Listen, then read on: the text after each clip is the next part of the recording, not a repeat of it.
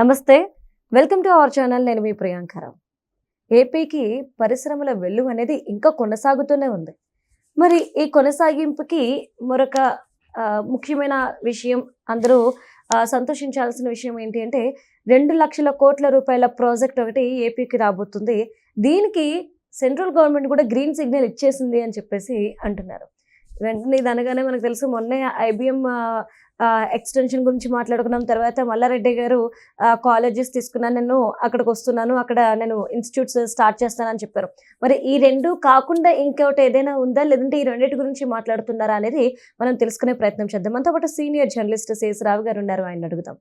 నమస్కారం సార్. నమస్తే. ఏపీకి మరో బిగ్ ప్రాజెక్ట్ వస్తుంది, దాన్ని వాల్యూ వచ్చేసి 2 లక్షల కోట్ల రూపాయలు పైచిలుకుంది అని చెప్పేసి అంటున్నారు. గ్రీన్ సిగ్నల్ కూడా వచ్చింది సెంట్రల్ గవర్నమెంట్ నుండి అని. ఏంటి ఆ ప్రాజెక్ట్?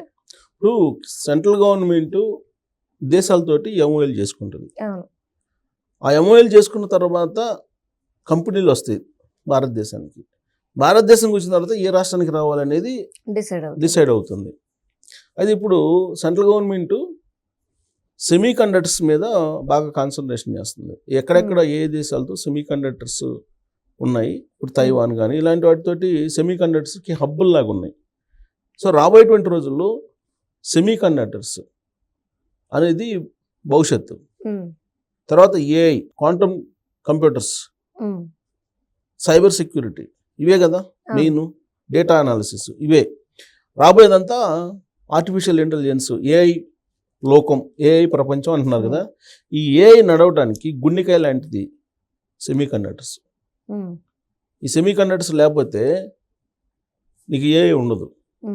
మనిషికి మెదడు ఎలాంటిదో అలాంటిది సెమీ కండక్టర్ చిప్స్ దాంట్లో ఉంటాయి. ఆ చిప్స్ సెమీ కండక్టర్స్ అంటారు. ఈ సెమీ కండక్టర్స్ ఇండస్ట్రీ రాబోయేటువంటి రోజుల్లో పెద్ద ఎత్తున విస్తరించబోతుంది, ఊహించినటువంటి విధంగా విస్తరించబోతుంది. అందుకే దానికి లీడర్ కావాలి అని ఇండియా, గవర్నమెంట్ ఆఫ్ ఇండియా ఆయా దేశాలతోటి ఒప్పందాలు చేసుకుంటుంది. ఎందుకంటే అడ్వాన్స్ టెక్నాలజీ ఎక్కడుంటే ఆ దేశాలతోటి టైఅప్ అయితే కనుక ఇక్కడ దాన్ని మళ్ళీ తయారు చేయొచ్చు. అందుకే జపాను, తైవాన్, అలాగే జపాన్, జర్మనీ ఇలాంటి వాటితోటి టైఅప్ అయింది, ఒప్పందాలు కుదుర్చుకున్నారు, ఎంఓఎల్ కుదుర్చుకున్నారు. ద్వైపాక్షిక ఒప్పందాలు అని అంటారు. ఈ ద్వైపాక్షిక ఒప్పందాలు ఆయా దేశాలతో కుదుర్చుకున్నాయి. ఎప్పుడైతే ఈ ద్వైపాక్షిక ఒప్పందాలు కుదుర్చుకున్నారో, అది యాక్చువల్గా నిన్న బుధవారం రోజు అశ్విని వైష్ణవ్ ఆ ఒప్పందాలను కుదుర్చుకొని ఆ కంపెనీలతో, ఆయా దేశాల్లో ఉన్నటువంటి కంపెనీలతోటి, టాప్ కంపెనీలతోటి వాళ్ళు ఎంఓఎల్ చేసుకున్నారు. ఎంఓఎల్ చేసుకుంటే దాదాపు 1,95,000 కోట్ల రూపాయలు ఒప్పందం జరిగింది. ఇప్పుడు ఆ సెమీ కండక్టర్ కంపెనీ ఎక్కడికి వస్తుంది? పెట్టుబడులు పెట్టడానికి 1,95,000 కోట్ల రూపాయలు పెట్టుబడులు పెట్టడానికి రెడీగా ఉన్నాయి. ఆ కంపెనీలు ఎక్కడికి రావాలి, ఎక్కడికి వస్తాయి, ఎక్కడికి వచ్చే అవకాశం ఉంది అనే దాని మీద చర్చ జరిగినప్పుడు ఈ సెమీ కండక్టర్స్కి సంబంధించినటువంటి పాలసీని తయారు చేసిన రాష్ట్రం ఫస్ట్ ఆంధ్రప్రదేశ్. ఆంధ్రప్రదేశ్ తయారు చేసింది. ఆంధ్రప్రదేశ్ సెమీ కండక్టర్స్ని ప్రోత్సహిస్తుంది. ప్లస్ వరల్డ్లోనే హైయెస్ట్ మ్యానుఫ్యాక్చరింగ్గా శ్రీ సిటీ ఉంది. ఎలక్ట్రానిక్ గుడ్స్, ఎలక్ట్రానిక్స్కి సంబంధించి శ్రీ సిటీ ఎలక్ట్రానిక్సే కదా. అక్కడ మొత్తం అక్కడ తయారవుతున్నాయి ఏసీలు కానీ ఎవ్రీథింగ్. మొబైల్స్, రాబోయేటువంటి రోజుల్లో మొబైల్స్ పెద్ద ఎత్తున తయారు చేయడానికి ఒక హబ్గా ఆంధ్రప్రదేశ్ కాబోతుంది. ఈ మొబైల్స్ కానీ లేదా ఈ ఆర్టిఫిషియల్ ఇంటెలిజెన్స్కి సంబంధించినటువంటి కానీ ఏదైనా సరే సెమీ కండక్టర్స్ లేకుండా, అంటే చిప్స్ అని అంటారు వాటిని, అవి లేకుండా నీకు ఎట్టి పరిస్థితిలో రన్ కాదు. అవి గుండెకాయ లాంటివి. కాబట్టి ఆ ఇండస్ట్రీ రాబోయేటువంటి రోజుల్లో ఆర్టిఫిషియల్ ఇంటెలిజెన్స్ కంటే కూడా ఎక్కువగా డిమాండ్ ఉండే అవకాశం ఉంది. ప్లస్ ప్రపంచంలో, వరల్డ్ మొత్తం మీద ఆ సెమీ కండక్టర్స్ యొక్క షార్టేజ్ ఉంది. ఈ కరోనా వచ్చినప్పుడు ఆ షార్టేజ్ బాగా కనిపించింది. అందుకే అప్పుడు దాని మీద అవగాహన ఉన్నటువంటి, సెమీ కండక్టర్స్ మీద అవగాహన ఉన్నటువంటి, ప్రత్యేకించి ట్రిపుల్ ఈ చదివిన వాళ్ళు, ఈసీఈ చదివిన వాళ్ళకి ఎక్కువగా దాని మీద అవగాహన ఉంటుంది. వాళ్ళకి ప్యాకేజీ ఒక్కసారిగా 10 లక్షలు ఉన్న వాళ్ళకి 50 లక్షలకి వెళ్ళింది కరోనా టైంలో. సెమీ కండక్టర్స్ షార్టేజ్ వచ్చింది. చైనా, తైవాన్ వీళ్ళే కొంచెం ఇప్పుడు వరల్డ్ లీడర్లుగా ఉన్నారు దాంట్లో.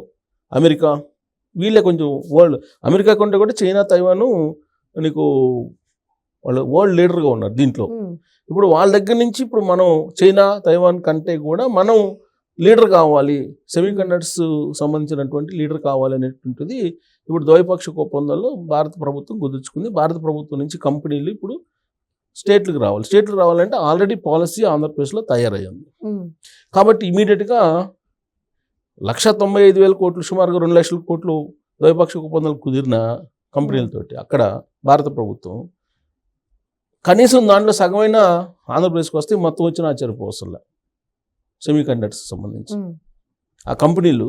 ఎందుకంటే ఎకో సిస్టమ్ చూస్తారు. ఇప్పుడు ఆంధ్రప్రదేశ్లో ఏంటి, గూగుల్ డేటా సెంటర్ వచ్చేసింది. అక్కడ గూగుల్ డేటా సెంటర్ వచ్చింది కాబట్టి ఆటోమేటిక్గా వరల్డ్ మొత్తం అటు చూస్తుంది. గూగుల్ వాళ్ళే డేటా సెంటర్ వైజాగ్లో పెడుతున్నారు అని అంటే మిగతా కంపెనీలు కూడా అట్టే చూస్తాయి. ఇప్పుడు ఆల్రెడీ టీసీఎస్ వచ్చింది, ఐబిఎం వచ్చింది, కాగ్నిజెంట్ వచ్చింది, క్యాప్జెమినీ వచ్చింది. ఇట్లా అనేక కంపెనీలు వైజాగ్లో ఆల్రెడీ ఎస్టాబ్లిష్ అవుతున్నాయి కదా. ఉమ్, ఓపెన్ మార్కెట్ ఉంది ఆంధ్రప్రదేశ్లో. పైగా అక్కడ స్పీడ్ ఆఫ్ డూయింగ్ బిజినెస్ ఉంది. ఈజ్ ఆఫ్ డూయింగ్ బిజినెస్ కాకుండా స్పీడ్ ఆఫ్ డూయింగ్ బిజినెస్ ఉంది. అదే. సో కాబట్టి అక్కడికి వెళ్తారు. ఇప్పుడు అమెజాన్ డేటా సెంటర్ ఇప్పుడు హైదరాబాద్లో ఫ్యూచర్ సిటీలో పెట్టారు. అవును. ఎందుకు, ఫ్యూచర్ సిటీ అనేది కొత్తది క్రియేట్ చేశారు ఓపెన్గా, ఉమ్, అందుకని అక్కడ పెట్టారు. కానీ ఆంధ్రప్రదేశ్లో అట్ట కాదు కదా. ఆంధ్రప్రదేశ్ మొత్తం ఓపెన్. ఉమ్, ఎవరు ఎక్కడ కావాలంటే అక్కడ పెట్టుబడులు పెట్టుకోవచ్చు, ఎవరు అక్కడ కావాలంటే అక్కడ ఇండస్ట్రీ పెట్టుకోవచ్చు. Open market. బ్లాంక్ చెక్ రాసిస్తాను అంటున్నారు కదా చంద్రబాబు నాయుడు గారు. అవును.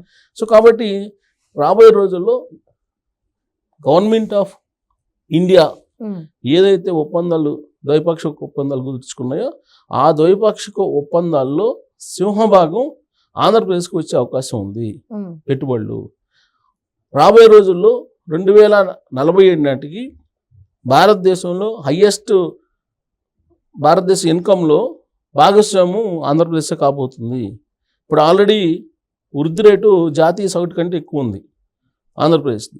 సో రాబోయే రోజుల్లో ఇప్పుడు జనరల్గా చంద్రబాబు నాయుడు గారు చెప్తుంటారు, ఏం చెప్తుంటారు, తెలంగాణకి హైదరాబాదు, తమిళనాడుకి చెన్నై, కర్ణాటకకి బెంగళూరు, ఇవన్నీ ఇంజన్స్, గ్రోత్ ఇంజన్స్. ఆంధ్రప్రదేశ్కి ఎలాంటి గ్రోత్ ఇంజన్ లేదని చెప్తుంటారు. అందుకే అమరావతి నేను నిర్మాణం చేస్తున్నానని చెప్పి. అదే భారతదేశానికి వచ్చేటప్పటికి రాబోయే రోజుల్లో ఆంధ్రప్రదేశ్ గ్రోత్ ఇంజన్ కాబోతుంది ఈ భారతదేశానికి. అందుకే ఆయన చెప్పారు 2029 విజన్, 2047 విజన్. ఈ విజన్లో భాగంగానే క్వాంటమ్ టెక్నాలజీ కానీ, లేదంటే ఈ సెమీ కండక్టర్స్ ఇండస్ట్రీని డెవలప్ చేయడం కానీ, డ్రోన్స్ కానీ, తర్వాత స్టార్టప్ కంపెనీలు కానీ ఇవన్నీ డెవలప్ చేస్తున్నారు. ఇదంతా అందరికీ సామాన్యులకు కూడా అర్థం కావాలంటే కంటికి కనిపిస్తుందని నమ్ముతారు. దీని టైం పట్టింది. 2028 నాటికి ఒక షేప్ వచ్చే అవకాశం ఉంది. ఈ 2028లో ఖచ్చితంగా అవగాహన వచ్చింది అందరికీ, ఓ చంద్రబాబు నాయుడు గారు చేస్తున్నారు అని.